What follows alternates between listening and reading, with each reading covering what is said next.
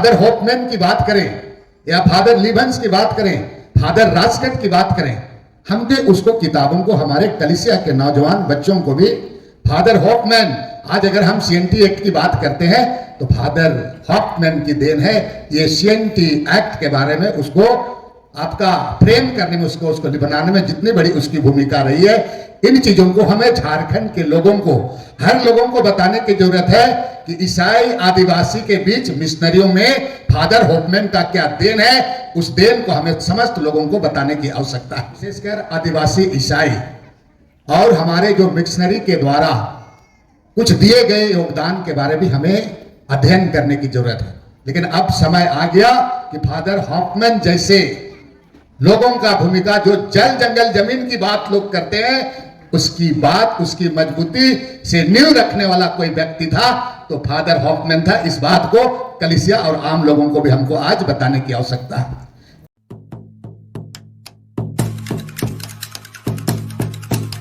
Church के अगुवागण और विशेषकर यहाँ पर उपस्थित आज इस समारोह में विभिन्न पल्ली से आए हुए हमारी कलीसिया की सभी बहनें, भाइयों और विशेषकर यहाँ पर मखमंदिरों के हमारे सभी पल्ली के सभी माताएं, अभिभावकगण, बच्चे एवं बच्चियाँ, हमारे विभिन्न चर्चों के स्कूल के जो प्रधानाध्यापक भी दिख रहे हैं, यहाँ पर प्रधानाध्यापिका लोग दिख रहे हैं, और जितने भी यहाँ पर उपस्थित हमारे कलीसिया के सभी माताएं एवं बहनें, सबसे पहले मखमंदिरों वासियों को ये भला गड़रिया चर्च के नाम पर जो आज आपको उपहार मिला है, इसके लिए मैं ढेर सारी शुभकामनाएं। मुझे इस साल 2023 में आर्च बिशप फिलिप्स टोपो के नेतृत्व में जो 2 चर्च का उद्घाटन समारोह में मुझे भाग लेने का अवसर मिला, एक जमगाई और आपका एक मखमंदिरों, और ये दोनों चर्च बनने से स्वाभाविक है कि हमारे आर्च बिशप के नेतृत्व में बहुत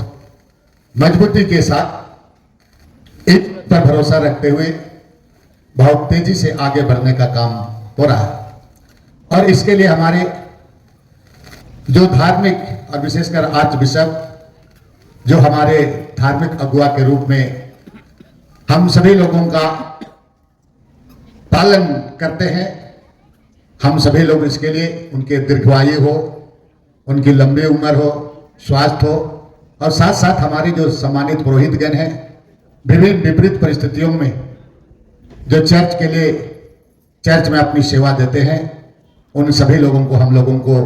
दिल की गहराई से आज के दिन में उन लोगों को, हम लोगों को बधाई और उनके प्रति आभार व्यक्त करनी चाहिए। दूसरी बात मैं कहूंगा कि आज चर्च पर, समुदाय पर, कलीसिया के चाहे युवा वर्ग हो, चाहे हमारे अभिभावक हो, युवतियां हैं, कलीसिया के लोगों पर जिम्मेवारी आज बढ़ी है। सामने में बहुत सारी चुनौतियां हैं, उन चुनौतियों को हम ईश्वरीय कृपा प्राप्त करते हुए बौद्धिक रूप से उसको हमें आप मनन चिंतन या विश्लेषण करने की आवश्यकता है। वर्तमान परिवेश में जो चीजें हमारे सामने आती हैं, उन चीजों के बारे हम कलीसिया के अंदर और विशेषकर पैरिश के अंदर में हमें उसको बैठ करके मूल्यांकन, विश्लेषण बहुत गंभीरता से करने की आवश्यकता है। मैं विशेष रूप से कहना चाहूंगा कि हमारे विशेषकर आदिवासी ईसाई और हमारे जो मिशनरी के द्वारा कुछ दिए गए योगदान के बारे में हमें अध्ययन करने की जरूरत है। हम फादर हॉफमैन की बात करें या फादर लिबन्स की बात करें, फादर रास्कट की बात करें, हम भी उसको किताबों को हमारे कलीसिया के नौजवान बच्चों को भी फादर हॉफमैन, आज अगर हम सीएनटी एक्ट की बात करते हैं तो फादर हॉफमैन की देन है। ये सीएनटी एक्ट के बारे में उसको आपका फ्रेम करने में, उसको बनाने में जितनी बड़ी उसकी भूमिका रही है, इन चीजों को हमें झारखंड के लोगों को, हर लोगों को बताने की जरूरत है कि ईसाई आदिवासी के बीच मिशनरियों में फादर हॉफमैन का क्या देन है। उस देन को हमें समस्त लोगों को बताने की आवश्यकता है। आज हम उसकी भूमिका को कहीं ना कहीं लोग उसको एक तरफ से पर्दा डालने का काम करता है, लेकिन अब समय आ गया कि फादर हॉफमैन जैसे लोगों का भूमिका, जो जल जंगल जमीन की बात लोग करते हैं, उसकी बात, उसकी मजबूती से नींव रखने वाला कोई व्यक्ति था तो फादर हॉफमैन था। इस बात को कलीसिया और आम लोगों को भी हमको आज बताने की आवश्यकता है। दूसरी बात है, हम फादर लिवंस के बारे में, फादर्स लिवंस का जिस तरह यहाँ के लोगों को उन्होंने भी जल जंगल जमीन से लेके हमें शिक्षा के क्षेत्र में जो उसका जो योगदान रहा, उनके बारे हम बताएं। हमारे बीच में आज कुछ दिन पहले कार्डिनल तेलेस्फोर्टो को हमारे बीच में नहीं थे। उनकी महत्वपूर्ण भूमिका आम लोगों के प्रति, कलीसिया से लेकर के पूरे झारखंड समाज के आदिवासियों के प्रति जो थी, उनको भी आज हमारे समाज में, हमारे बच्चों के बीच में, इससे पूर्व हमारे जितने बिशप, हमारे निकोलस थे और बिशप जितने लोग थे, उनको इतिहास को भी हमको, हमारे जो बच्चे हैं, पीढ़ी हैं, उनको बताने की जरूरत है। क्योंकि वर्तमान परिवेश में हमारे बच्चे ऐसे चीजों को, उनके बारे में हम नहीं बताते हैं, नहीं बोलते हैं, जिसके कारण उसको नहीं समझ पाते हैं। इसलिए हमें बहुत सारे चीजों को लेकर मैं आज इस मन से उन चीजों को आपको इशारे में कहना चाहूंगा कि हमारे जो भूमिका, हमारे चर्च की भूमिका, आज बिशप की जो भूमिका है,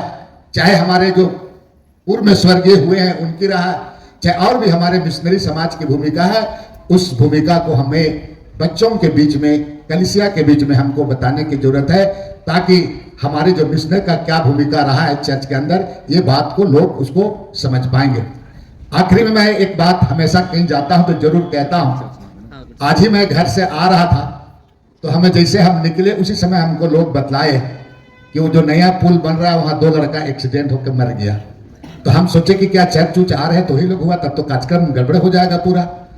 मेरा कहने का मतलब है कि आए दिन इस रोड में, चाहे आपका गुमला रोड में या अन्य रोड में, सड़क दुर्घटना इतना ज्यादा हो रहा है, और उस दुर्घटना में अगर कहेंगे तो अधिकांश हमारे लोग, मैंने लोग, सारे लोग, दुर्घटना तो होता है लेकिन अधिकांश हमारे लोग दुर्घटना में देखे जाते हैं बुरे। कारण क्या है कि सड़क सुरक्षा नियम को पालन नहीं करता है, हेलमेट नहीं पहनता है, नशा पान करके गाड़ी चलाता है, मोबाइल में बात करता है। जिस परिवार से जवान बेटे का दुर्घटना होकर मृत्यु होना, मृत्यु तो होता है लेकिन इस तरह होना कितना दुखद भरा घटना होता है। इसलिए मेरा आपको विशेष रूप से आज आपको मैं, आने वाले 2 दिन 3 दिन के बाद क्रिसमस है, हम जोश में होश में रह करके और चीजों से हम बचे कि किसी तरह का अनहोनी घटना ना हो। इसलिए बाल बच्चों को इसके बारे में आप जरूर बताएं कि गाड़ी वगैरह, मोटरसाइकिल वगैरह धीरे चलाएं ताकि ऐसी दुर्घटना से बचे। मैं पुनः एक बार पूरे मकमंद्रोपल्ली के तमाम कलीसिया के हमारी माताएं, बहनें और जितने भी यहाँ पर उपस्थित हैं, उसको आज के सुंदर दिन के लिए आप सभी लोगों को ढेर सारी शुभकामनाएं। जय यीशु, जोहार।